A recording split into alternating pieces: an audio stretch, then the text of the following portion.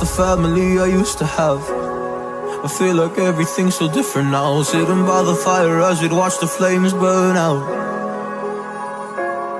I miss the days I wasn't afraid, now I always have my guard up. Hands on my face, I learned to cope with the pain. I know that people think I'm trying to get attention, but in reality I'm trying to send a message.